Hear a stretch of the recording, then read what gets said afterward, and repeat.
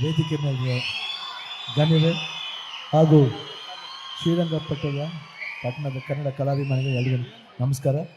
ಏನಿವತ್ತು ದಸರಾ ಹಬ್ಬದ ಒಂದು ಉದ್ಘಾಟನೆ ಸಮಾರಂಭಕ್ಕೆ ನಾವು ಬಂದಿದ್ದು ನಮಗೆ ಭಾಳ ಖುಷಿ ಅನಿಸ್ತಾ ಇದೆ. ಯಾಕಂದರೆ ಯೂಶ್ವಲಾಗಿ ನಾವು ಶೂಟಿಂಗ್ ಬರ್ತಾಯಿದ್ದು ರಥಸಪ್ತಮಿಯಿಂದ ಆಲ್ಮೋಸ್ಟ್ ಸಾಕಷ್ಟು ಸಿನಿಮಾ ಇಲ್ಲಿ ಗಂಜಾಮು ಸುತ್ತಮುತ್ತ ಶ್ರೀರಂಗಪಟ್ಟಣ ಸುತ್ತಮುತ್ತ ಸಿನಿಮಾ ಅಲ್ಲಿ ಶೂಟಿಂಗ್ ಮಾಡಿದ್ದೀವಿ.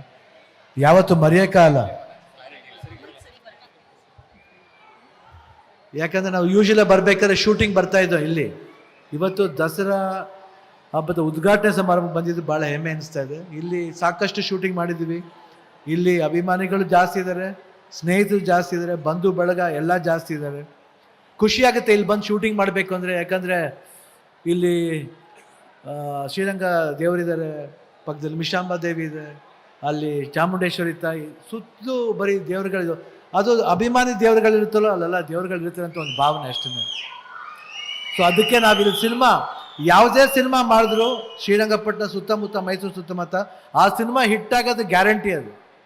ಅದೇನು ಹೇಳೋದೇ ಬೇಡ. ಅದು ನಮ್ಮ ಅಪ್ಪಾಜಿ ಮಾಡಬೇಕಾದ್ರೂ ಸರಿ, ಅಪ್ಪು ಮಾಡಬೇಕಾದ್ರೂ ಸರಿ, ನಾ ಮಾಡಬೇಕಾದ್ರೂ ಸರಿ, ಯಾರೇ ಮಾಡಿದ್ರು ಈ ಸ್ಥಳ ಒಂಥರ ಶ್ರೇಷ್ಠವಾದ ಸ್ಥಳ. ಇಲ್ಲಿ ಬರೋಕ್ಕೆ ಒಂದು ಖುಷಿ ಆಗುತ್ತೆ, ಹೆಮ್ಮೆ ಆಗುತ್ತೆ. ಅದು ಈ ರೀತಿ ಒಂದು ಸಮಾರಂಭಕ್ಕೆ ಬರೋದು ಇನ್ನೂ ಒಂದು ಖುಷಿಯಾದ ವಿಷಯ. ಹೇಳಿಕೆ ನಮ್ಮ ಚಲುವರಾಯಸ್ವಾಮಿಯವರು ನಮಗೆ ತುಂಬ ಆಪ್ತರು.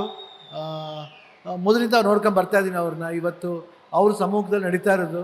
ಆಮೇಲೆ ರಮೇಶ್ ಬಂಡಿಕಾಳಪ್ಪನು ಈ ಕ್ಷೇತ್ರದ MLA ಅವರು, ಹಾಗೂ ಸಾಕಷ್ಟು ಜನ ಇಲ್ಲಿ ಮಂಡ್ಯ DC ಅವರು ಕುಮಾರ್ ಅವರು ಬಂದಿದ್ದಾರೆ, ಡಾಕ್ಟರ್ ಕುಮಾರ್ ಅವರು. ಸೊ ಇವ್ರು ಅವಾಗವಾಗ ಫೋನ್ ಮಾಡಿ ನಾನು ಹೇಳಿದೆ, ಇಲ್ಲ ನಾನು ಒಪ್ಕೊಂಡಿದ್ದೀನಿ, ಬಂದೇ ಬರ್ತೀನಿ ಬಿಡಿ ಅಂದೆ. ಆದರೂ ಮನೆಗೆ ಬಂದು ಕರೆದಿದ್ದಾರೆ. ಸರಿ, ಮನೆಗೆ ಬರಬಾರ್ದತ್ತಲ್ಲ ಪಾಪ, ಅಷ್ಟು ದೂರ ಯಾಕೆ ಬರಬೇಕು, ಫೋನ್ ಹೇಳಿದ್ರೆ ಸಾಕು ಅಂತ. ಆದರೂ ಪ್ರೀತಿ ತೋರಿಸಿ ಬಂದಿದ್ದಾರೆ. ನಾವಿಲ್ಲಿ ಬಂದಿದ್ದೀವಿ, ತುಂಬ ಬಂದು ಭಾಳ ಖುಷಿ ಆಯ್ತು. ನಿಮ್ಮೆಲ್ಲರೂ ನೋಡಿದ್ವಿ. ಇವತ್ತು ಬೆಳಗ್ಗೆ ನೋಡಿದಾಗ ಆ ಕ್ರೌಡು, ಅಂದರೆ ಒಂದು ಹಬ್ಬ ಅಂತ ಬಂದಾಗ ಎಷ್ಟು ಉತ್ಸಾಹದಿಂದ ಮಾಡ್ತೀರಾ, ಉತ್ಸಾಹದಿಂದ ನಾವೆಲ್ಲ ಭಾಗವಹಿಸ್ತೀವಿ. ಯಾಕಂದರೆ ಅದೇನಿಲ್ಲ, ಹಬ್ಬ ಬಂದಾಗ ಎಲ್ಲರೂ ಅದನ್ನ ಪಾರ್ಟಿಸಿಪೇಟ್ ಮಾಡಬೇಕು. ಅಲ್ಲಿ ಜಾತಿ ಗೀತಿ ಏನೂ ಬರಲ್ಲ, ಅಲ್ಲಿ ಎಲ್ಲರೂ ಬಂದು ಭಾಗವಹಿಸ್ಬೇಕಷ್ಟೇ. ಅದೇ ಹಬ್ಬ ಬಯಸೋದು ಅದೇನೆ. ಯಾವುದೇ ಫೆಸ್ಟಿವಲ್ ಆಗಲಿ, ಹಬ್ಬದಲ್ಲಿ ನಾವೆಲ್ಲರೂ ಪಾರ್ಟಿಸಿಪೇಟ್ ಮಾಡೋದೇ ಒಂದು ದೊಡ್ಡ ವಿಷಯ, ದೊಡ್ಡ ಸಂಭ್ರಮ. ಅದು ದಸರಾ ಇದೆಯಲ್ಲ, ಅದು ಒಂಥರ ಎಲ್ಲ ಕಡೆಯಿಂದನೂ ಬರ್ತಾರೆ. ರಮೇಶ್ ಬಂಡಿ ಸಿದ್ದೇಗೌಡ, ಸಾರಿ ಅದು ಒಂದು ಸತಿ ಹೆಸರು ಬರಲ್ಲ, ಬಟ್ ಆದರೂ ನಮ್ಮ ಹೃದಯದಲ್ಲಿ ಇರ್ತೀರ ನೀವು, ಡೋಂಟ್ ವರಿ.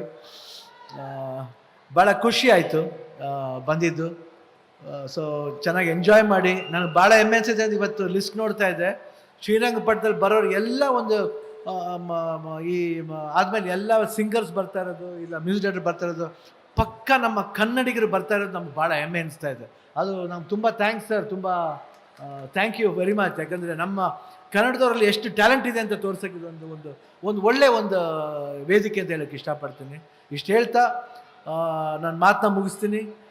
ಜೈ ಹಿಂದ್, ಜೈ ಕರ್ನಾಟಕ. ಎಲ್ರಿಗೂ ದೇವರು ಒಳ್ಳೇದು, ತಾಯಿ ಚಾಮುಂಡೇಶ್ವರಿ ಒಳ್ಳೇದು ಮಾಡಲಿಕ್ಕೆ ಕೇಳ್ಕೊತೀನಿ.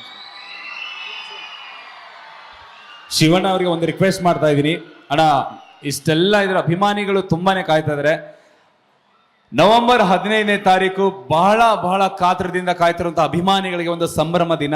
ಯಾಕೆಂತ ಹೇಳಿದ್ರೆ ನವೆಂಬರ್ 15ನೇ ತಾರೀಕು ಭೈರತಿ ರಣಗಲ್ ನಮ್ಮ ನರ್ತನ್ ಅವರ ನಿರ್ದೇಶನದಲ್ಲಿ ಮೂಡಿಬಂತಿರುವಂಥ, ನಮ್ಮ ಶ್ರೀಮತಿ ಗೀತಾ ಶಿವರಾಜ್ ಕುಮಾರ್ ನಿರ್ಮಾಣದಲ್ಲಿ ಮೂಡಿಬಂತಿರುವಂಥ ಒಂದು ಮೋಸ್ಟ್ ಎಕ್ಸ್ಪೆಕ್ಟೇಷನ್ ಮೂವಿ ಅಂತ ಹೇಳೋದು ಸಿನಿಮಾ ಬಗ್ಗೆ ದಯವಿಟ್ಟು.